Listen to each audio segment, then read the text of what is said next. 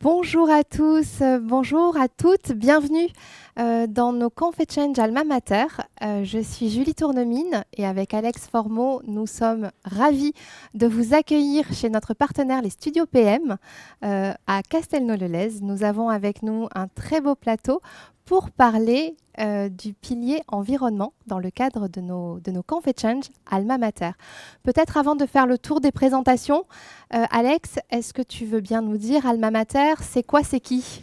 Alors, Alma Mater, c'est une association qui est née en 2023. C'est né d'un déclic, c'est né de l'émerveillement. Donc, on a décidé d'appeler Alma Mater pour faire un jeu de mots. Donc, Alma Mater en latin, c'est terre nourricière. Mater en anglais, donner de l'importance ou être important. Donc, être important, en fait, à notre élément vital, qui est notre mère, notre terre nourricière, on dirait comme ça, qui nous porte sur cette belle planète bleue qu'on voit dans notre logo avec les deux mains. Donc, c'est vraiment ça, c'est prendre soin de notre belle planète, du vivant, de la biosphère, de tout ce qui s'englobe, créer des déclics. Donc on est en fait un média bio-inspiré qui en fait donne de l'information, de l'éducation, des informations, du contenu, toujours en s'inspirant du vivant pour amorcer des changements. Et on espère vraiment le passage à l'acte. On espère en fait des actions, amorcer des actions derrière en ayant ces prises de conscience. Donc voilà, c'est la mission d'Alma Mater. C'est pour ça D'Alma que nous Mater. sommes sur ce plateau des Et, Conf-Exchange. et sur ce plateau des Conf-Exchange, cette année, on tire le fil de reconsidérer notre lien au vivant à travers, comme toujours, les piliers économiques, le pilier sociétal et le pilier environnemental. Dans cette émission, on va parler de reconsidérer notre lien au vivant à travers l'environnement, comment renforcer le lien qui nous unit au vivant.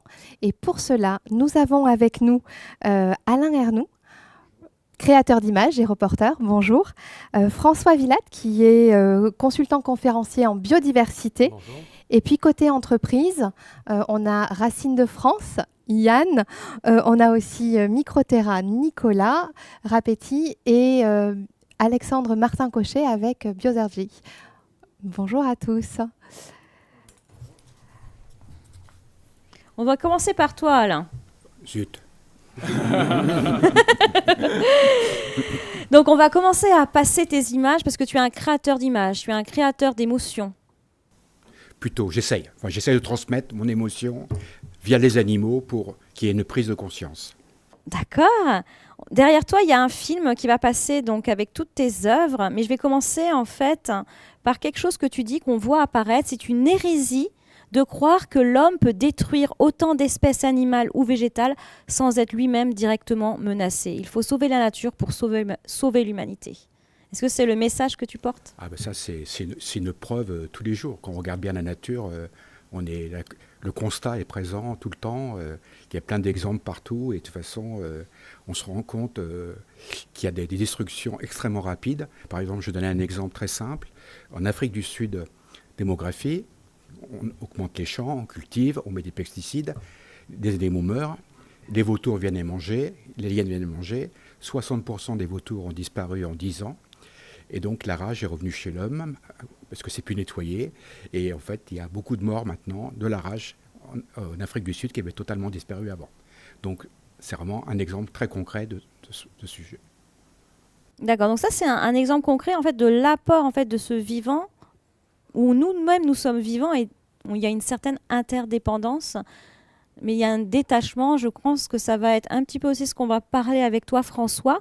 Mais en fait, qu'est-ce que toi, tu es un grand reporter de guerre. D'accord, on n'a pas pris ces photos où en fait tu es un reporter de guerre, mais donc tu as fait des reportages sur la guerre et tu as eu un déclic et maintenant en fait tu es un des meilleurs, même le meilleur pour moi, photographe animalier. Ça a été quoi en fait ce passage, ce déclic? Moi j'ai passé ma vie à faire des sujets extrêmes de guerre. J'ai jamais photographié ni la misère ni la mort dans mon travail parce que je voulais pas être un témoin voyeur, je voulais juste un passeur de positif dans les guerres. Je ne cherche pas à faire du sensationnel. J'ai fait beaucoup de choses, j'ai volé beaucoup avec la patrouille de France, les rafales, tout. Enfin, j'ai fait que de l'extrême. J'ai eu beaucoup d'accidents.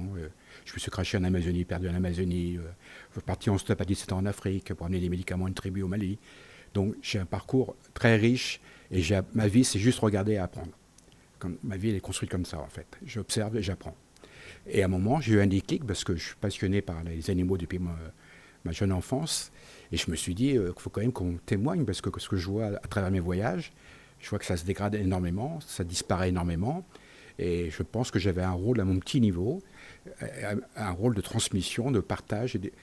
Donc j'ai fait un travail sur la 6e extinction, le premier travail que j'ai fait sur la nature, où j'approche les animaux extrêmement près, j'essaie de rentrer en communication. C'est exactement ça, en fait. Comment tu fais pour aborder ces animaux sauvages? Parce que tu vas vraiment à une distance très proche, où tu te mets en danger. Tu m'as raconté donc l'histoire de ce gorille, où tu t'es approché un petit peu. Mais comment tu fais pour être autant, en fait, intégré à leur paysage, à leur lieu de vie? Alors, les animaux ont une zone de confort. Donc, normalement, c'est leur zone de confort qu'il ne faut pas toucher, il ne faut pas rentrer. Et en fait, je vois dans le comportement de l'animal, j'ai souvent un guide derrière moi quand même, qui me fait signe, Coco, calme-toi, tu vas trop près. Est-ce que tu t'oublies? Je sens que l'animal a des comportements qui me laissent l'approcher. Et des fois, j'approche des lions à 1,50 m, et parce que je vois son attitude et je lui parle en fait. Je lui parle comme un humain, je fais des bruits, des machins. Et il me répond souvent. Donc il y a une espèce de communication qui s'installe. Et des fois, ça se passe moins bien, quoi. Bon, avec les gorilles, effectivement. Les gorilles, par exemple, quand je suis arrivé au Rwanda, je suis monté sur le volcan parce qu'il faut faire un trek, il faut aller dans la jungle et tout, chercher les gorilles. Quand j'ai vu un gorille, j'ai pleuré, quoi. C'est nos frères, quoi, notre famille. Hein. Enfin, les mimiques et tout, le comportement, tout. Enfin, faut savoir qu'un gorille, ça porte 600 kilos. Hein. Donc j'ai approché petit à petit, et petit à petit, il y avait une famille, parents avec un petit. J'étais au début à 5, 6, et j'ai fini à 1 mètre. Évidemment, et là, j'ai eu les meilleures émotions, évidemment. Et d'un seul coup, le mâle dominant, le gros chef, que j'ai pas vu arriver, m'a donné un grand coup de poing, m'a pété un genou. Mais elle m'a prévenu, elle m'a dit, Coco, casse-toi, quoi. T'avais prévenu, oui. Oui, il m'a prévenu. Mais ça, j'ai eu de la chance, il m'a juste prévenu. Mais ce que j'ai fait en photo, en valait la peine. Oui, tu pouvais y laisser ta peau, mais en effet, ça valait la peine. Mais je comprends pourquoi pour toi c'est si important quand tu dis ça en valait la peine, parce que je vais revenir sur une phrase que tu dis et qui, moi, m'a touchée. C'est en fait la photographie peut changer le monde. En quoi la photographie peut changer le monde? Alors, moi, je pars du principe que là, mon dernier travail en 2 ans, à travers mes expos et interviews à travers la planète, j'ai touché 50 millions de personnes. Donc, mon travail, c'est de montrer, d'essayer de créer de l'émotion chez le visiteur d'une expo ou le lecteur d'un magazine, pour qu'il y ait une sensibilité qui se déclenche. Je vous raconterai une histoire sur une expo qui était incroyable, et que les gens fassent un chemin eux-mêmes. Moi, je n'ai pas de leçon à donner, aucune leçon. Je pense que le meilleur travail de fond, c'est chacun fait son travail en fonction de ses envies, ses capacités et sa motivation. Et en étant comme ça, je pense qu'on avance beaucoup plus qu'en disant « Oh, fais ça, fais ça, fais ça ». Je suis contre ça. Donc ça, c'est bien. Et une fois sur une expo, il y a un monsieur qui vient me voir, j'ai pleuré. Il y a un monsieur qui vient me voir, il me dit « Excusez-moi, vous dérangez, monsieur, ma femme, elle est paralysée, elle a eu un AVC il y a 10 ans, elle ne parle plus, elle ne peut plus bouger sa bouche et tout. Elle voudrait vous remercier. » Déjà, ça, wow. Donc je lui prends la main, j'y caresse le joue, je dis « Formidable, madame et tout ». Elle a esquissé un sourire. Et le monsieur a pleuré en sanglots parce qu'elle n'avait jamais fait de sourire depuis 10 ans. Rien que pour ça, ça vaut la peine. Donc la photo, elle est venue la toucher, tes photos sont venues c'est l'émotion des animaux. Ce que j'essaye, c'est rentrer dans le portrait de l'animal, de rentrer dans son émotion, qui me la renvoie. Et en fait, c'est l'animal qui fait la photo. Moi, je suis ouvrier photographe, j'appuie au bon oui, absolument. Je prends juste des photos, en effet. J'appuie sur un bouton. Ouais. Juste ça. Ouais. Non, je te remercie, Alain, parce que c'est très important pour moi qu'on voit, donc, à travers tout ce que tu nous dis maintenant, on a tout ton travail, en fait. Et il y a une photo qui est apparue à un moment donné, c'est l'iguane. Donc, peux-tu nous parler de cette photo, donc ce fameux iguane? J'espère le revoir bientôt. Alors, l'iguane, c'est mon chouchou, parce qu'il a eu énormément de prix sur la planète. Il a eu plein de premiers prix à travers le monde, il est multi-récompensé. Donc c'est mon collègue de voyage. En fait, j'étais sur une île privée dans les Grenadines et je vois cette iguane. J'avais installé 2 flashs sur mon appareil photo pour faire de la macrographie, pour une lumière un peu particulière. Et j'arrive tout doucement vers lui. Et il s'est redressé sur ses pattes, ça a duré 1/10 de seconde, il m'a regardé, il est parti. Mais à ce moment-là, j'ai appuyé et j'ai eu cette photo. Donc je trouvais qu'il y avait un côté humain. C'est ça il y le avait- message qui porte. Hein. Ouais, humain, laissez-moi tranquille, bon donnant. Enfin, il y a plein de messages et cette photo marche très très. Elle a eu récemment le premier prix même à Moscou, alors, pour vous dire. Tout est possible. Oui, absolument. Là, tu photographies les animaux, mais en allant dans ces pays pour photographier ces animaux, tu as eu la chance en fait de rencontrer différentes ethnies, des individus de profils variés. Quelles leçons t'en tires des autres en fait? On a eu l'année dernière sur le plateau Karine Massoni qui s'inspire des peuples premiers pour améliorer nos organisations et vraiment s'en inspirer. Mais toi, en fait, dans toutes ces belles rencontres que tu as eues, ou pas peut-être, peut-être pas que des belles rencontres, mais quelles leçons finalement t'en tires? Qu'est-ce qui en ressort de tout ça que tu peux nous dévoiler? Alors, moi, je pense à mon niveau, qu'on ne sait rien. Plus on découvre, plus on rencontre, moins on sait. Ça, je suis persuadé. Et en fait, j'ai appris beaucoup. Quand je suis parti à 17 ans, stop, amener les Nivakines au Mali, au Dogon, qui est une tribu qui est très très retirée, je suis arrivé malade, plutôt en très mauvaise santé. C'est eux qui m'ont soigné. Moi, je voulais les soigner, c'est eux qui m'ont soigné, avec le sorcier qui m'a soigné. Donc, ça veut dire qu'ils ont encore, en Amazonie, il y a encore des remèdes qui sont, d'ailleurs les labos malheureusement cherchent partout pour trouver des solutions, savoir ce qu'ils utilisent pour guérir. Mais il y a plein de choses à regarder. Moi, je pense qu'il y a des sagesses qu'on n'a pas, qu'on a perdues. Il y a des sagesses, il y a un respect par rapport à la nature. Ils implorent la nature, ils implorent tout. Et en fait, c'est grâce à ce lien qu'ils ont avec la nature et le vivant qui survivent, en fait. S'il n'y avait pas ça, ils ne survivraient pas. Donc je pense qu'il y a vraiment une énergie, je ne sais pas comment la définir, qui existe. J'ai participé il y a 3 ans, j'ai offert un tirage à l'ONU. On était une 50aine d'artistes à offrir une œuvre pour faire venir les 50 chamans de la planète. Et il y a eu une méditation collective à l'ONU, moi j'étais là. C'était hallucinant, les ondes, l'énergie qu'on peut ressentir, les vibrations. Moi je suis quelqu'un qui croit ce qu'il voit normalement. Mais là, j'ai ressenti des choses totalement hallucinantes. Et puis j'ai rencontré des chamans dans ma vie qui m'ont appris des choses. Je ne sais même pas vrai, raconte pas des bêtises. Bah si, bah si, des énergies incroyables. Et c'est ça qui est incroyable, c'est qu'en fait, on est conditionné dans une société où on veut nous mettre des choses à la tête. Moi, je suis parti à l'école à 14 ans, j'étais à la rue, je ne savais pas lire ni écrire. Donc j'ai appris qu'en observant. Donc en observant, on ne peut pas me la faire, quoi. C'est ça le truc. C'est que je suis dans la vraie vérité. Enfin, la vérité, est-ce qu'il y a une vraie vérité, je ne sais pas. Mais en tout cas, dans une vérité que j'ai vécue moi. Donc c'est ça qui m'intéressait, d'être dans le moment. C'est comme ça que j'obtiens des choses aussi avec les animaux, dans le vrai moment, quoi. Et le partage. Ok, avec tout ton parcours, on a bien vu que là, on n'est que sur le plateau et tu nous en as raconté un tout petit peu, mais en fait, tu as énormément d'expérience et d'anecdotes à nous raconter. Donc, à chaque fois, tes photos défilent. Donc là, on voit les sosies du vivant. Donc, pareil, c'est porteur, en fait, de voir les sosies entre une plante et peut-être un autre animal. Donc, c'est hyper intéressant. C'est ton regard, d'accord? Dans ton regard, voilà, l'orchidée et l'hippopotame. Mais c'est une source d'inspiration. Moi, ça m'inspire, je ne m'en lasserai pas. En quoi ça peut toucher finalement les entreprises? Est-ce que tu vois qu'il y a un impact pour les personnes et les entreprises surtout qui les regardent? Est-ce que tu vois des changements, que les entreprises viennent en fait à se ressourcer, se réinspirer, être émerveillées par ton art? Alors, je trouve qu'on est très très en retard. Très très très très en retard en France. Aux États-Unis, j'ai plus de relations par rapport à ça. Au Japon aussi, enfin dans certains pays. En France, il y a trop d'ego, quoi. Il y a trop d'ego. On fait de l'environnement, de la protection, beaucoup parce qu'il faut le faire, partie de l'image, d'être bien pensant par rapport à la société, par rapport aux autres. Mais on n'est pas dedans, quoi. Je trouve qu'on n'est pas suffisamment dedans. Il y a des choses.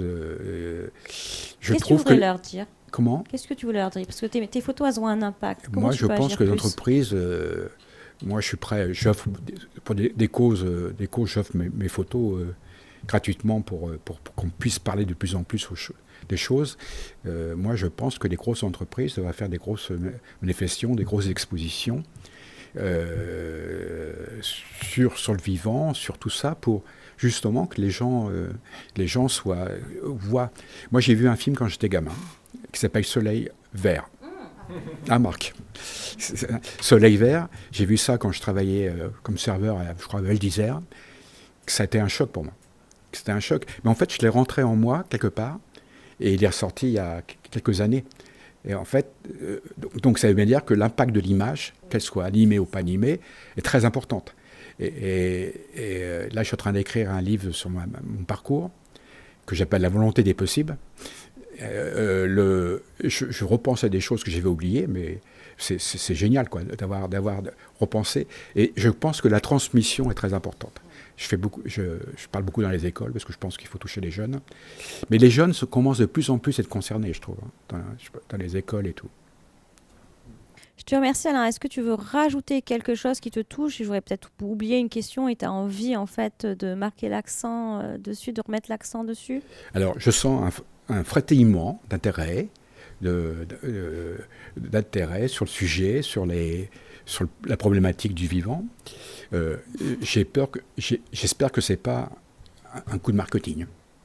Parce que entre le marketing, de faire croire qu'on est passionné par ça, par intérêt idéologique et de l'image à l'extérieur, maintenant j'aimerais que ça soit réel, concret. Ok, je pense que tu es un acteur dans ça. N'importe qui peut être touché. Donc je ne sais pas si on peut faire une question là pour une personne qui veut parler dans le public, mais vous voyez là les photos défilées de Alain. Qu'est-ce que ça vous a procuré? Oui, la dame en vert te parlait, je crois.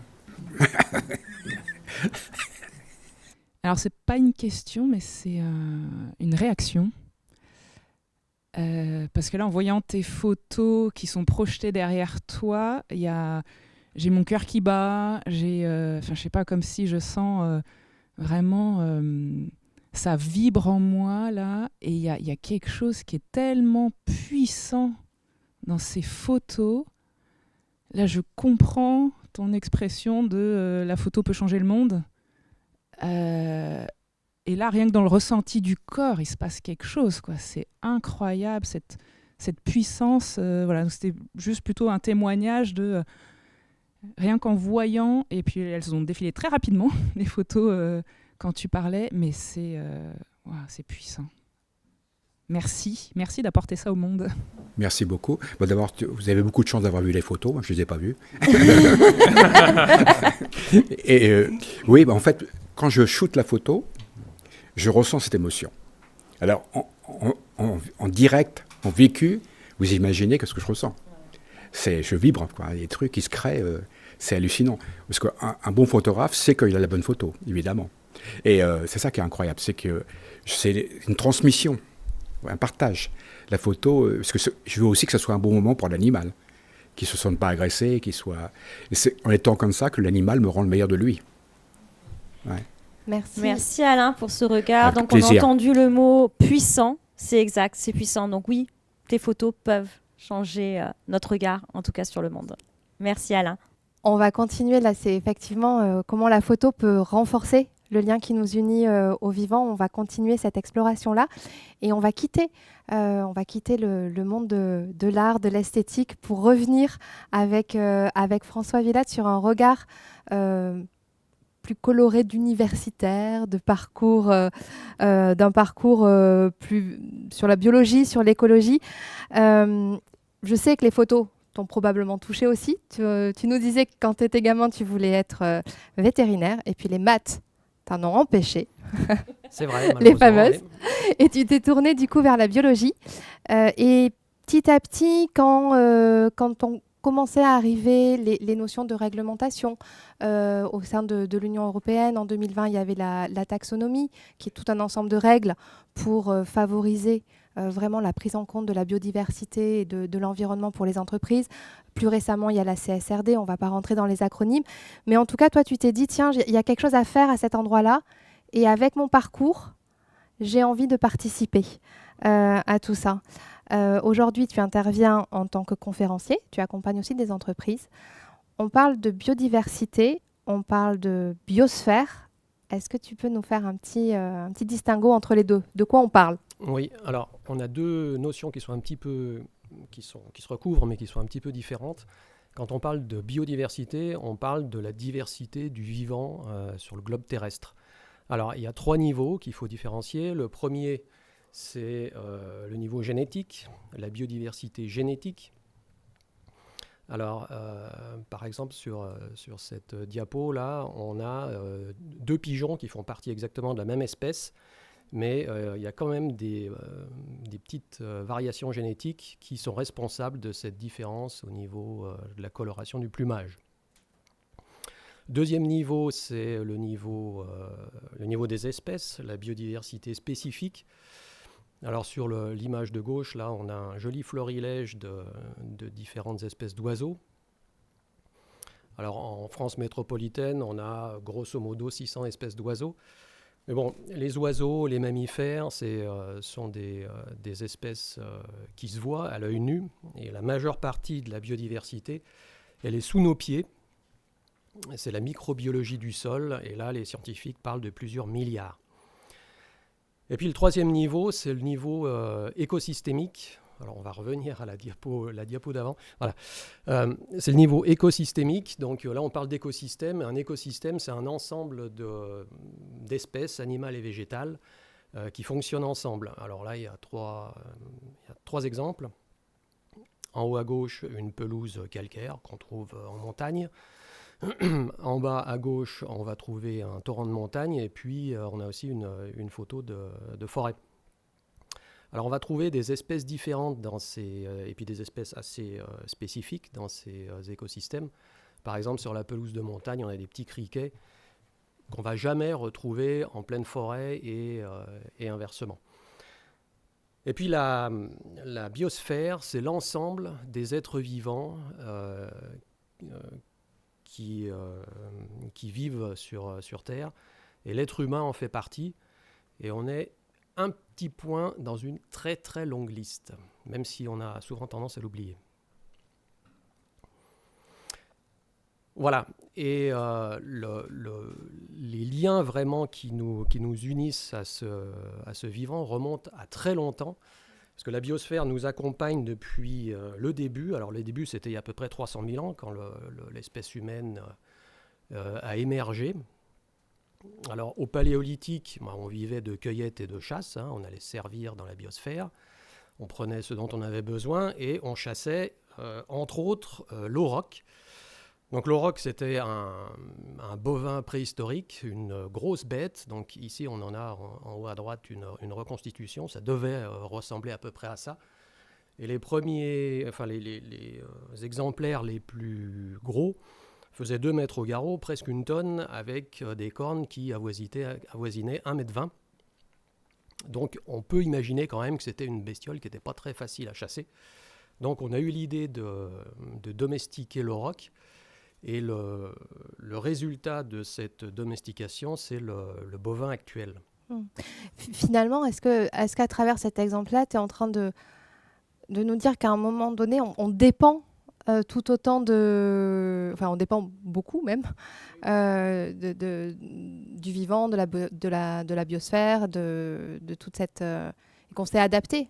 Oui, tout à fait. Alors, je parle de l'auroch et de ses descendants, qui sont les vaches et les bœufs actuels, parce qu'ils ont joué un grand rôle dans le développement de notre espèce. Alors, bon, évidemment, il y a le côté nourriture avec le lait et la viande.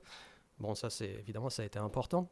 Mais le rôle le plus important, ça a été dans la force de traction du bœuf. Alors, ici, j'ai mis en photo une sculpture en taille réelle qu'on peut voir sur la côte ouest de l'Inde. Et qui, j'aime bien parce qu'elle résume à elle seule la quasi-totalité de l'histoire de l'humanité. Parce qu'on s'est servi du bœuf pour toutes les activités économiques et toutes les activités humaines. Donc grâce à la traction du bœuf, on a pu travailler la terre, transporter des personnes, les grandes migrations humaines sont faites avec le bœuf, et on a pu transporter des matériaux. Donc alors souvent quand on parle ou on pense traction animale, on pense au cheval, mais la majeure partie du temps finalement c'est le bœuf qui a fait le travail. Et finalement, quand on regarde tout ça, on s'aperçoit que la biosphère nous a fourni une sorte de tracteur, camion, multi-usage biologique qui nous a énormément aidés pour arriver là où on en est actuellement. Est-ce qu'il y a d'autres exemples Oui, alors tout à fait. Le bœuf, c'est un exemple qui est pris dans le règne animal, mais il y a aussi un exemple assez emblématique qu'on peut prendre dans le règne végétal, c'est le blé. Alors le blé, c'est rien d'autre qu'une graminée qui a été constituée avec différentes espèces de graminées qui étaient proches génétiquement. Et le blé, il a joué un rôle important parce qu'il nous permet non seulement de fabriquer des aliments à forte densité énergétique, mais en plus, il a la très bonne idée de pousser sous toutes les latitudes et dans tous les types de sols. Donc, c'est un élément qui a joué un rôle très important. Alors bon, il y en a d'autres. Hein. Il y a tout un tas d'autres espèces animales et végétales qu'on a domestiquées, qui ont été piochées dans la biosphère et qui nous ont beaucoup aidés. Et ce passage entre le paléolithique et le néolithique a permis quand même une multiplication par 10 de la population en Europe. Donc ça a été quelque chose de très très important. Oui.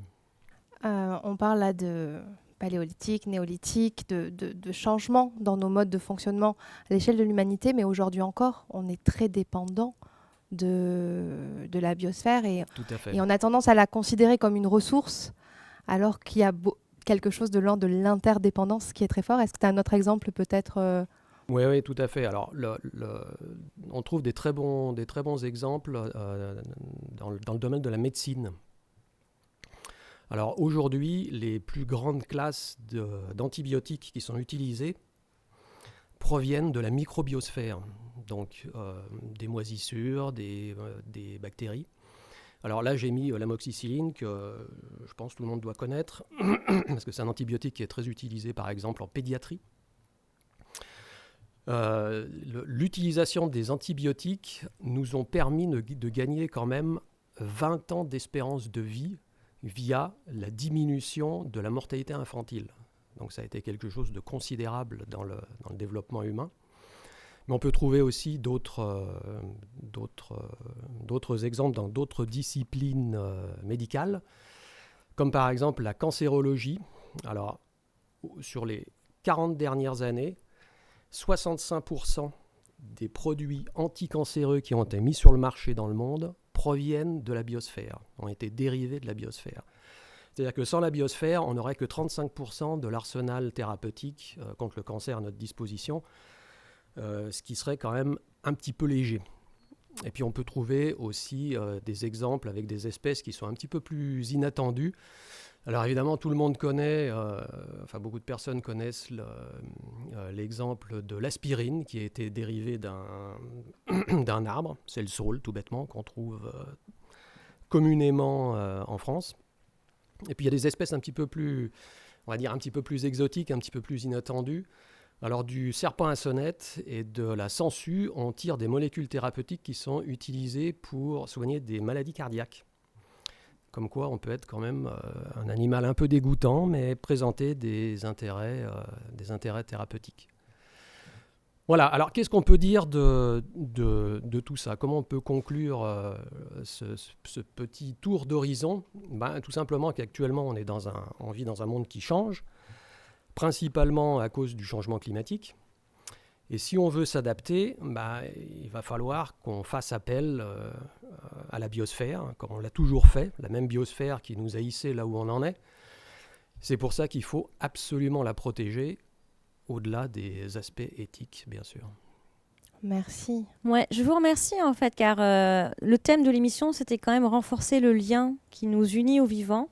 Et je pense que là, vous avez été deux véritables défenseurs pour nous montrer à quel point, en fait, on doit renforcer ce lien, puisqu'il est vital, il nous aide, autant par la photo, autant par le savoir, pour qu'on connaisse sur quoi on est, sur quoi on vit et de quoi on fait partie. Voilà. On va continuer cette exploration. Les Confechange Alma Mater, c'est 2 parties dans l'émission. Il y a une partie inspiration, prise de hauteur, merci Alain et François, et puis une partie un petit peu plus centrée sur des échanges avec des acteurs de la société. Et on a avec nous sur le plateau Yann Fortunato de Racines de France, on a Nicolas Rapetti de Microterra et Alexandre Martin-Cochet de Biosergie pour continuer à partager. On va démarrer avec un financier qui a bien tourné. C'est toi qui le dis, Yann. Tu es présidente de Racines de France et tu vas ouvrir cette session de partage et d'échange. Tu nous parles un petit peu de ton parcours et de Racines de France ? Bonjour Julie, alors déjà avec cette présentation, un financier qui a bien tourné, je ne sais pas si je vais me faire beaucoup d'amis ou si je vais garder mes amis financiers que j'adore par ailleurs. Alors d'abord, pourquoi un financier qui aurait bien tourné ? Parce que je pense qu'une partie des écueils de ce monde, c'est d'avoir voulu trop accélérer ce temps et d'en ignorer justement la bonne temporalité de cet environnement dans lequel nous fonctionnons. Et donc la temporalité de nos systèmes économiques est au cœur je pense, la permanence et la subsistance de nos humanités sur la planète. Et c'est la raison pour laquelle je fais ce parallélisme entre cette finance qui doit peut-être se réinventer et réincorporer du temps long et mon nouveau métier. Alors mon nouveau métier, après avoir exercé en effet 5 ans de la finance en France et dans le monde, ça a été de découvrir le monde forestier que je me suis approprié il y a 25 ans maintenant et qui a fait de moi d'abord un récoltant forestier dans à peu près toutes les forêts du monde et puis un industriel en produits forestiers jusqu'à ce que je comprenne que l'arbre ne pouvait pas simplement être un pourvoyeur d'écomatériaux qui répondaient aux nécessités humaines, se loger et se chauffer, mais que l'arbre et la forêt avaient une vraie nécessité environnementale, pour justement dans ce monde qui est heurté aujourd'hui par 4 mots essentiels, un air trop chargé en CO2, un effondrement de la biodiversité, Alain en a parlé tout à l'heure, 6e extinction de masse, rupture du cycle de l'eau et puis enfin problématique d'éloignement à notre autonomie alimentaire et nutritionnelle. Alors dans ce contexte-là, si l'arbre n'est pas la solution à tout, en tout cas l'arbre et la forêt est la solution sans laquelle rien n'est possible. Et c'est ce qui guide aujourd'hui notre ambition chez Racines de France, qui est un investisseur en domaine forestier, en France et dans le monde. Nous récoltons la forêt et nous incluons dans notre gestion forestière à la fois l'adaptation des essences forestières dont il faut reconnaître qu'elles sont malmenées par le réchauffement climatique et les activités humaines. Puisqu'on sait aujourd'hui qu'en France et en Europe, plus de 50% des essences forestières sont destinées à disparaître dans les 30 prochaines années du fait du réchauffement climatique. Et donc il est urgent de se poser la question de comment accompagner, préserver les forêts et les arbres dans les territoires, comment les adapter à ce réchauffement climatique, et surtout et aussi comment financer la place de l'arbre, et on en parlera peut-être tout à l'heure, mais là où l'économie de l'arbre et de la nature est largement fondée sur une extraction du domaine du vivant, du matériau produit par nos itinéraires de culture, eh bien, il faudrait reconnaître, je pense, et c'est le thème de Racines de France, tout cet intérêt général de la présence de la nature dans nos environnements et qui ne sont pour l'instant financés par personne d'autre que le seul porteur d'actifs. Et donc il faut reconnaître ces intérêts généraux, cet invisible, et c'est ce que propose Racines de France dans ses investissements d'actifs forestiers et agroforestiers. Et agroforestiers. Tu es sûr que tu ne veux pas rajouter quelque chose ? Tu parlais de pédagogie aussi, de qu'est-ce que vous faites chez Racines de France ? Alors chez Racines de France, bien sûr, alors c'est important, c'est ce que je vous livre comme une espèce d'évidence, et le fruit de 25 ans que je considère comme une grande chance de cette connexion au monde du vivant et à cette reconnaissance en définitive que tout part de là. Tout part de là, tout part de cette nature bienveillante et originelle. Et moi, j'ai cette chance parce que je suis issu d'une famille, d'abord viticultrice dans les hauts monts du Beaujolais, et puis ensuite un peu agriculteur dans l'Aveyron, jusqu'à arriver dans ces territoires. Et donc, j'ai cette chance d'avoir encore cette connexion du vivant. Pour autant, il faut reconnaître qu'on est dans un monde où plus de 50% aujourd'hui sur la planète des gens naissent, vivent et meurent en ville sans aucune expérience du vivant. Et là où nous sommes 50%, on sera 75% demain. Donc je veux dire que cet éloignement au monde du vivant, il continue de s'éloigner alors même que l'on sait que c'est la solution. Donc qu'est-ce qu'on fait chez Racines de France ? Eh bien, chacun de nos actifs aujourd'hui sont ouverts à l'œuvre de pédagogie. Œuvre de pédagogie vis-à-vis des jeunes que nous apportons dans nos Living Lab, des laboratoires à ciel ouvert, de manière à refaire cette expérience du monde du vivant et à la partager, de manière à ce que les enfants comprennent en effet que l'air que nous respirons, l'eau que nous buvons, le matériau que nous consommons et notre bonne santé, puisqu'il n'y aura pas de santé humaine sans santé environnementale, et bien tout part de là. Donc on leur explique. Mais cette seule œuvre de pédagogie vis-à-vis des jeunes publics n'est pas suffisante. Elle n'est pas suffisante si elle n'est pas accompagnée d'exemplarité. Et c'est là où nous ouvrons aussi nos Living Labs, nos expériences, nos actifs au monde des décideurs et à notre génération qui doit enfin reconnaître que peut-être que, ou par ignorance ou par méconnaissance, on n'a pas très bien fait les choses et qu'aujourd'hui il est temps de prendre notre part aussi dans ce changement du monde. Et donc les deux publics sont à la fois les bienvenus chez nous, à la fois ce monde des jeunes têtes blondes, mais sur qui, si on ne fait rien nous-mêmes, eh bien, c'est un peu un poids important qu'on leur met sur leurs épaules en leur disant « fais comme ça, fais surtout pas comme on fait ». Mais je pense que l'exemplarité est aussi nécessaire à cette œuvre de pédagogie. Et donc on accueille chez nous des chefs d'entreprise, des dirigeants qui en effet ont besoin de mettre plus d'environnement pour la durabilité des systèmes économiques. Ils ont besoin aujourd'hui de savoir en parler à leurs parties prenantes. Ils ont besoin de pouvoir l'incorporer dans leur modèle économique. Et pour tout ça, nos actifs sont des lieux d'échange, de partage, d'amélioration de la connaissance pour faire que chacun aille plus vite dans la mise en œuvre de ce nouveau rapport à l'environnement. Merci. Je pense que tu as été sensible du coup quand tu as vu les photos de Alain, parce que tous les deux vous êtes des grands sensibles. Tu peux nous en dire un peu plus sur... Je suis ravi d'être d'abord aux côtés de cet immense photographe qui est Alain, et merci beaucoup pour les photos que tu nous as partagées. Alors on parlait d'émotion tout à l'heure et par le partage de ressentis que vous avez eu, que nous avons eu dans le public, ça m'a fait aussi rentrer en résonance et en vibration. Et je trouve que la forêt, la forêt ou nos environnements naturels nécessitent d'être remis justement en résonance par l'art. En effet, il faut en parler.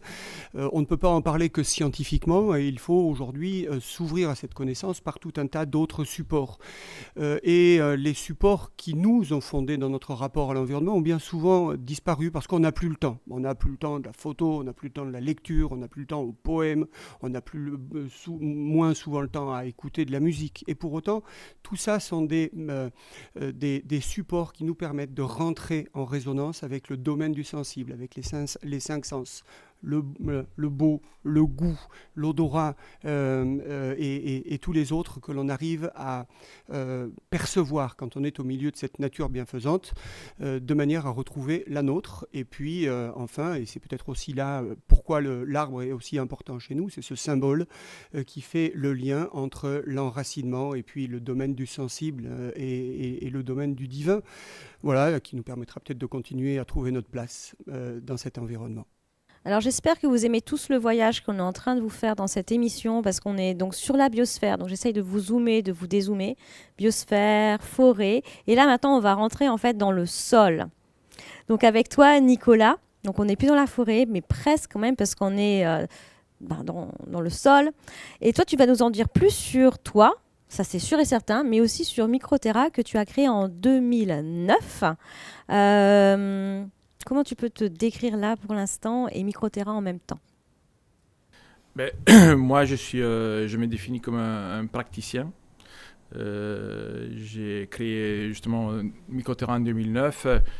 sous le double constat qu'il y avait beaucoup de matières organiques qui étaient gaspillées sur les territoires et qu'en fait, ensuite, il y avait un besoin criant dans l'agriculture de cette matière organique.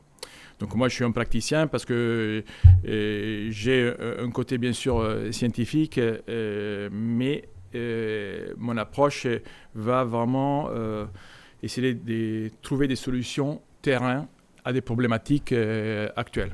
Et donc, je me suis dit, je me lance dans le compost, mais je veux avoir un impact. Et cet impact, c'était amener une solution aux agriculteurs de nos territoires qui ont des problématiques au quotidien avec le changement climatique. Et donc, pour moi, c'était évident de leur amener une solution. Et eux, ils parlent des solutions, ils parlent de fertilisation, d'amendement. Et donc, il fallait que je parle le même langage et que je trouve une solution à leurs problèmes. Donc ça, c'est ce que Microterra fait. Donc on est vraiment sur la valorisation de déchets organiques. Oui. Est-ce que ça s'adresse seulement aux agriculteurs ou est-ce que ça s'adresse à d'autres ? Alors déjà, le déchet organique, c'est quoi en fait ? Il y a 3 grands groupes dans la Terre. Il y a les producteurs, donc c'est les plantes et les algues, les organismes unicellulaires, le plancton. Il y a les consommateurs, dont il y a beaucoup du monde animal et nous. Surtout, il faut penser qu'on fait partie de ces groupes. Et après, il y a les recycleurs. Les recycleurs, c'est les bactéries et les champignons qui en fait recyclent toute cette matière et la remettent en jeu pour les producteurs. Voilà. Donc en fait, nous, on se trouve au milieu de cette chaîne et il faut absolument qu'on comprenne la chaîne pour l'optimiser. Parce qu'en fait, on a détruit la chaîne depuis des centaines d'années et maintenant, il faut absolument la remettre en place. Ok, donc on parle de sol vivant. Tout à fait. Ben, le sol, en fait, s'il n'y a pas de matière organique, les sols, ils se désagrègent. En fait, la matière organique, c'est une colle.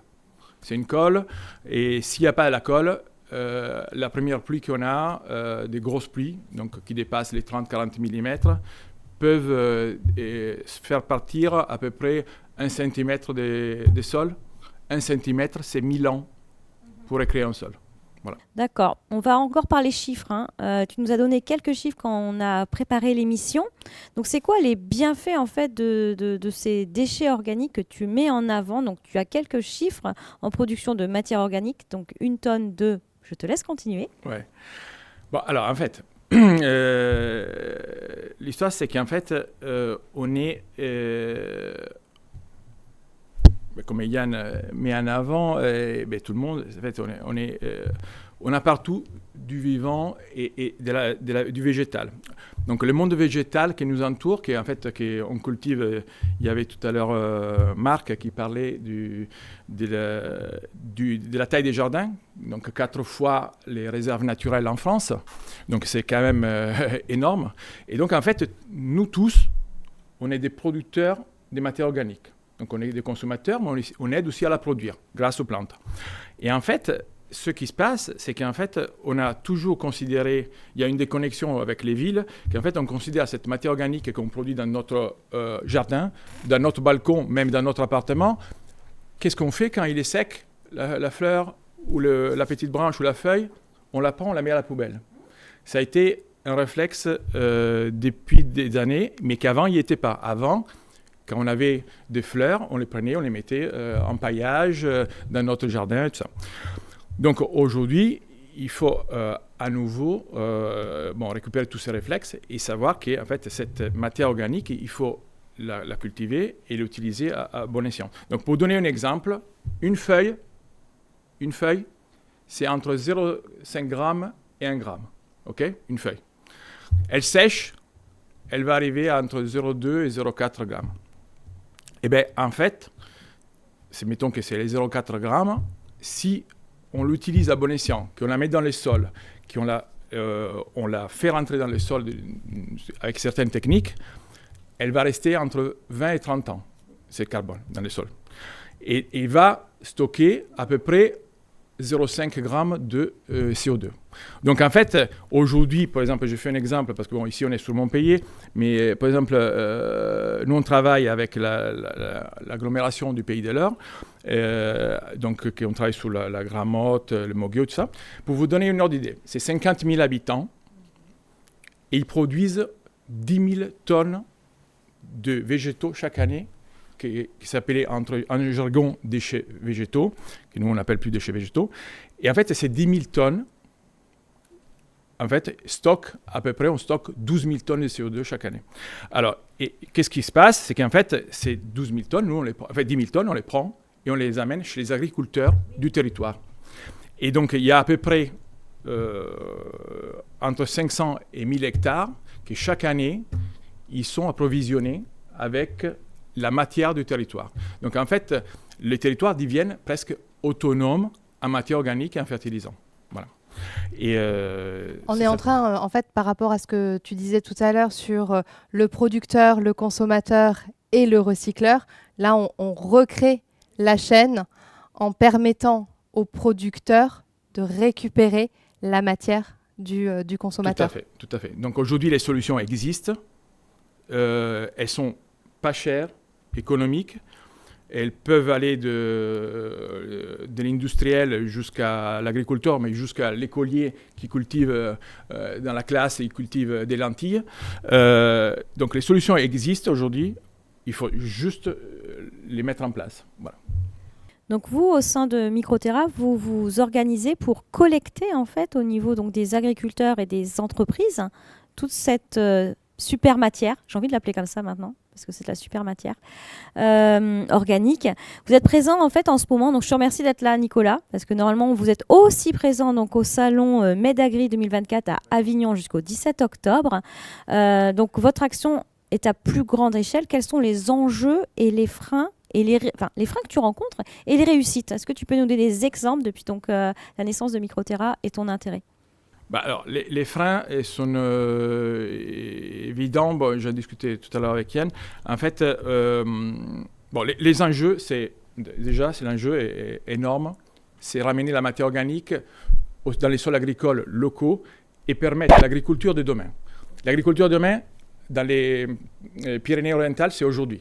Il pleut 120, 130 mm par an. C'est impossible. D'ici 10-15 ans, il n'y aura plus d'agriculture. En fait, déjà aujourd'hui, moi, je connais notre partenaire agriculteur qui laisse tomber les terres et les laisse à la friche complète.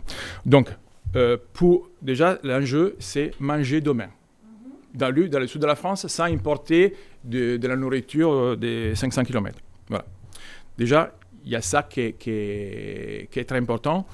Et les freins sont, vu que nous, on est une entreprise, on est dans un monde économique que d'ailleurs on appelle les écosystèmes. Hein, voilà. Et ce monde économique n'est pas aujourd'hui conçu pour trouver des solutions simples, low-tech comme la nôtre, qui génèrent en fait pas des surplus économiques en fait. Hein. On n'a pas des brevets nous, voilà.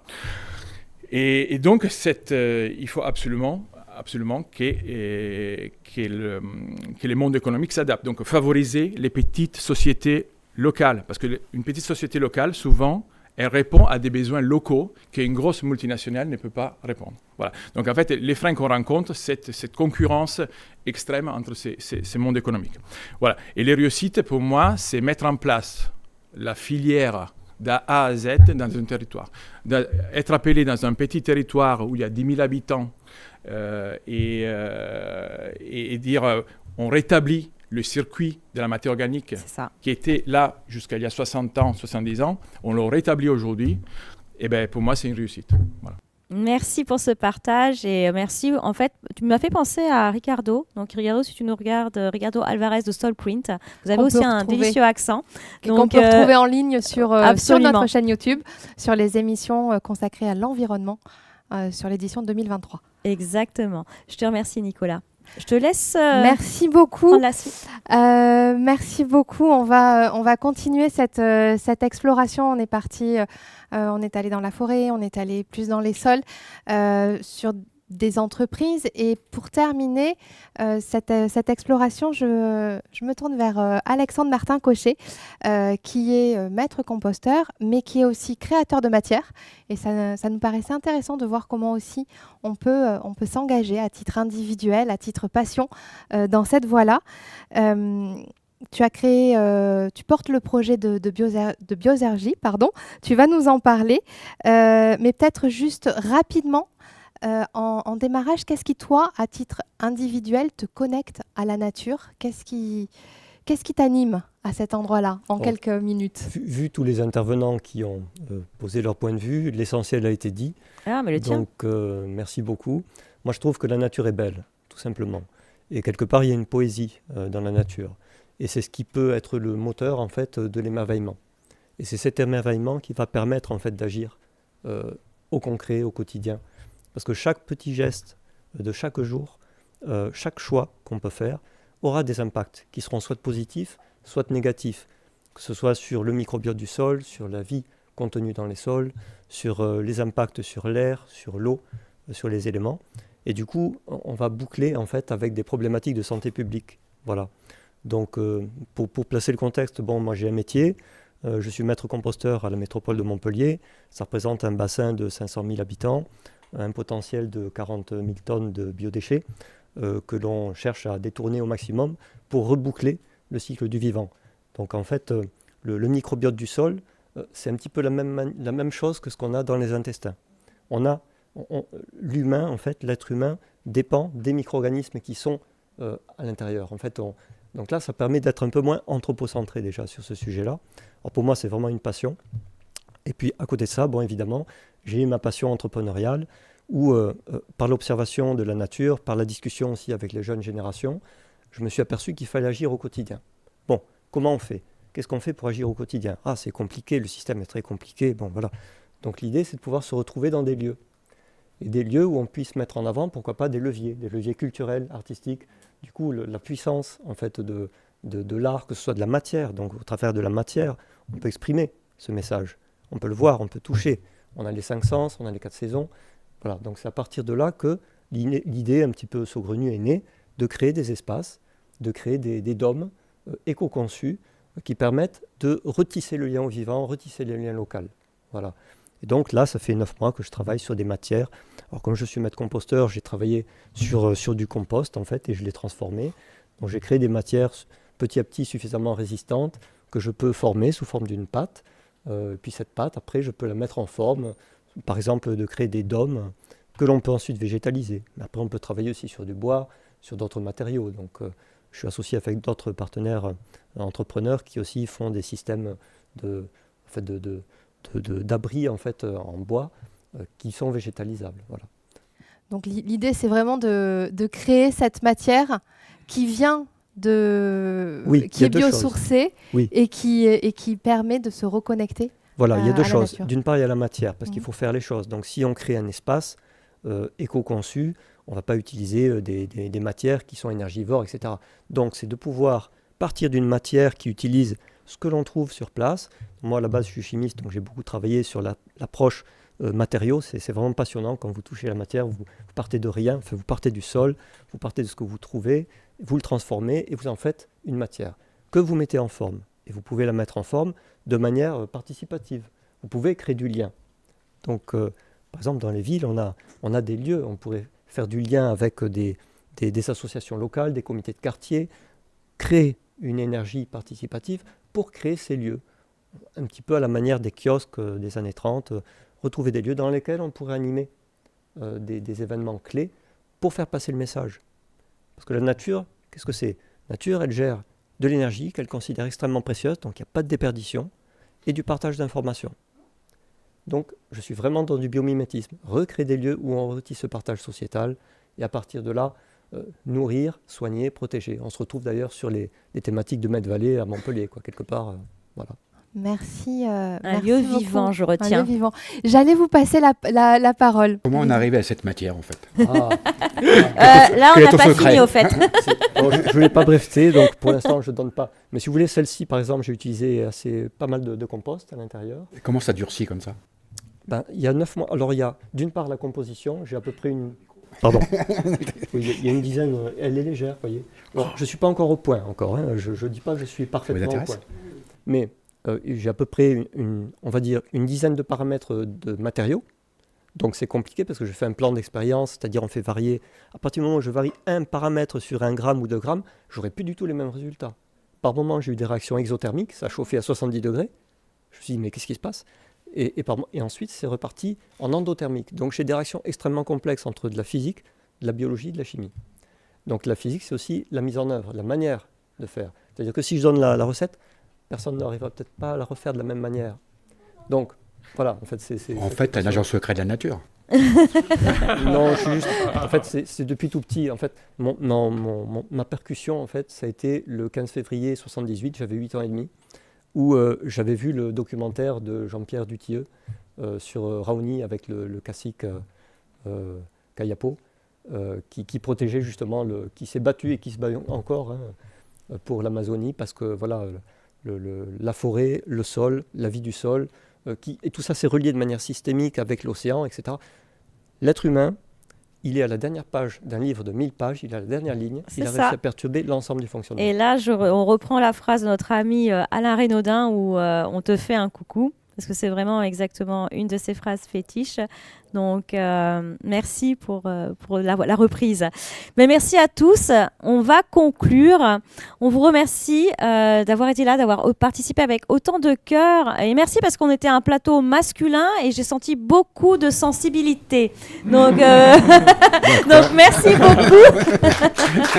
Merci beaucoup. Merci à chacun. On prolongera les échanges pour le public qui est présent après l'émission. Donc pour ceux qui nous regardent en replay sur notre chaîne YouTube, vraiment pour les prochaines éditions, on vous invite. On vous propose de venir avec nous sur le plateau pour pouvoir prolonger les échanges. Et quant à nous, on se retrouve pour de prochaines émissions. Retrouvez en replay sur notre chaîne YouTube les émissions consacrées au pilier sociétal, au pilier économique, et puis aussi à venir une émission spéciale eau, élément vital, pour continuer à reconsidérer ce lien qui nous unit au vivant. Merci à tous. Merci. Merci. Merci. Merci.